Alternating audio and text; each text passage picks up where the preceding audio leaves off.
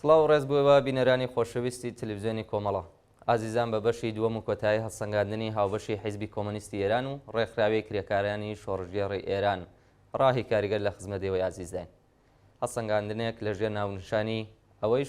ئەوەی لە شۆڕشی 57 نەبوو، ئەوەی دەبێت لە شۆڕشی ژن ژیان ئازادی ببێت. ڕووداوەکانی وەک هاوپەیمانی دەرباری پەهلەوی لەگەڵ ڕەوتی ئاینی ڕۆحانیەت لە دژی هێزە کۆمۆنیست و پێشکەوتن خوازەکان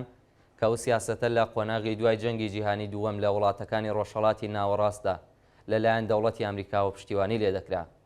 ئازادکردنی دامەزراوەکانی سەر بە ڕۆحانیەت بۆ تەبلیغات و ڕێخستن و پەرەپێدان بە ڕێکخراوەکانیان لەلایەن محەممەد ڕەزا شای پەهلەوی و سەرکوتکردنی دەڕەقانەی سەرجەم هێزە چەپ و پێشکەوتن خوازەکان و بەشی وشیار و ڕۆشنبیری کۆمەلگا لەلایەن ساواکەوە هۆکاری سەرەکی بوو بۆ زاڵبوونی ڕەوتی ئیسلامی بەسەر شۆڕشدا و هەروەها گەیشتنی بەدەسەڵات. بەڵام دوای شۆڕش خیانەتی زۆرینەی سەرکردایەتی ڕێکخراوی فیدایی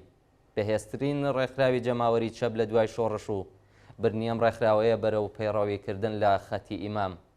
چالاکی چەکداری و زیانباری ڕێکخراوی مجاهیدین کە باشترین بەهانەیدا بەدەست کۆنەپەرستانی دەسەڵاتدار بۆ سەرکوتی خوێناوی و سەرتاسەری، هێرشی سەددام و شەڕی ئێران و عێراق وەک نیعمەتێکی ئاسمانی بۆ ڕەوتی ئاینی دەسەڵاتدار یەکێکی دیکە بوو لە هۆکارەکانی لەو هۆکارانەی کە یارمەتی دەربوو لە سەرکەوتن و پتەوکردنی پێگەی ڕۆحانیەت. باڵانسی دەسەڵاتی کۆماری ئیسلامی لە دەیان ساڵی ڕابردوودا جگە لە ئیفلاسی ئابووری، کۆمەڵایەتی، سیاسی، فەرهەنگی و تاکەوتنەوەی ناوچەی و جیهانی هیچی تر نەبووە. بەڵام بەشە جۆراوجۆرەکانی خەڵکی ئێران هەر لە سەرەتای هاتنە سەرکاری ڕەوتی ئاینی دەسەڵاتدارەوە لە مەیدانە جۆراوجۆرەکانی خەبات لە پێناو ئازادی و دادپەروەریدا لە دژی و حکوومەتە شوم و جینایەتکارە حزوریان بووە کە ئاخێزی ساڵەکانی 78،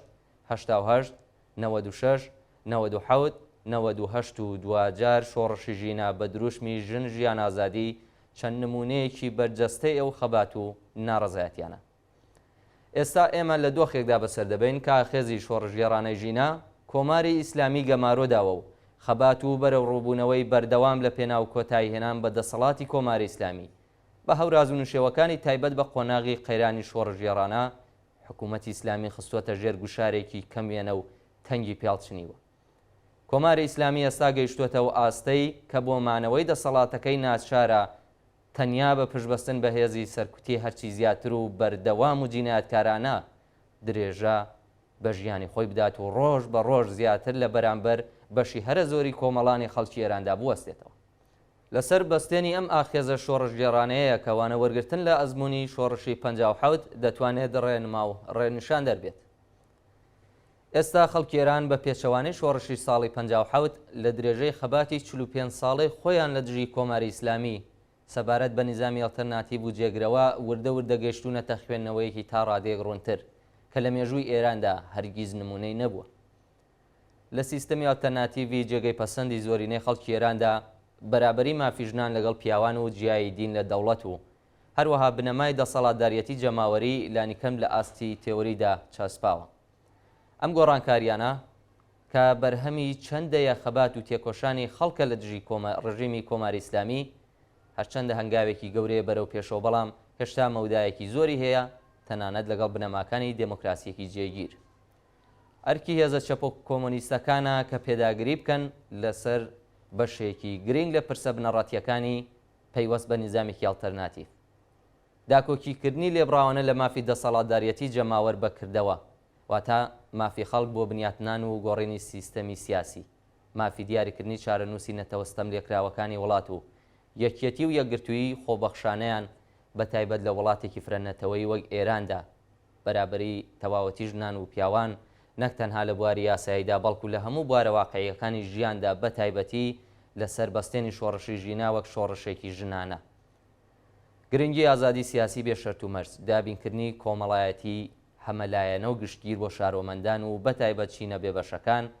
یەکێکە لەو پرسانەی کە پێویستە بە ئاراستەی جێگیربوونی لە نێو بەرینترین جەماوەری خەڵکدا هەوڵی بۆ بدرێت.